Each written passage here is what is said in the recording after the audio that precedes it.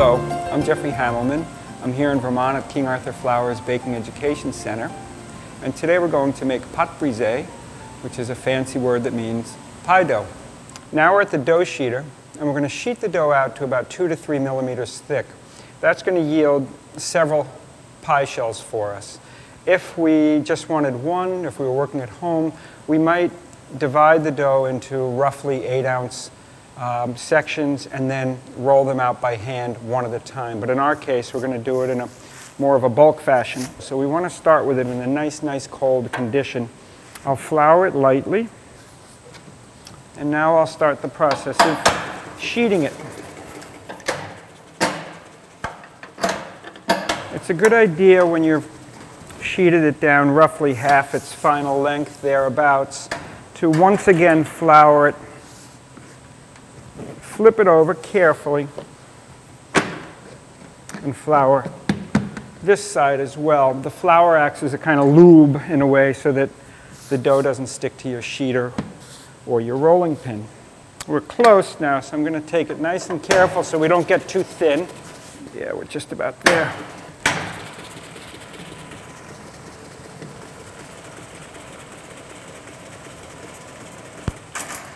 All right, here's our dough. Now we'll roll it out onto the bench and we'll cut it up into pie shells. So we roll the dough out onto the bench, and now I'm going to start cutting shells. I was pretty careful to make sure that the dough piece was not too wide because I wanted to make as little scrap as I could. So if my piece were out here, obviously I'd be generating a lot of scrap. This piece here I might be able to get a smaller pie shell with. Here's the way that I learned to do it way back when in the 1970s. Put in a shell,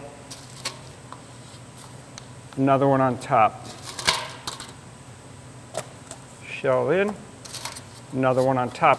The top shell seals the dough itself into the bottom shell so that you get nice crisp walls on the shell. I'll take my scrap and put that off to the side for the moment. And now I'll roll out the rest of the dough and get a couple more shells. Now we've got all of our shells with all this scrap on the sides. The easiest way to do this, certainly in a production setting, is to take, not metal, use a nice, reasonably stiff plastic scraper. Just go around the edge. And you might look at this and say, but wait, I want a fluted crust. You can actually flute these, and I'll show you that when we assemble our apple pie in a little while. But this is probably the most efficient way to do things in a production setting unless you have a pie press. What we do in the bakery is often we'll have hundreds of pie shells that are frozen. Earlier we talked about the possibility of freezing the dough after you've flattened it out and wrapped it in plastic. You could double wrap it and freeze it. You can also freeze your shells. So what we do is we freeze them 10 to a bag, and that way if we've got hundreds of them, we simply go into the freezer and count out the number of bags. So it'll be 10, 20, 30, 40, 50, which is a pretty easy way to count them rather than 1, 2, 3, 4, 5, 6, 7.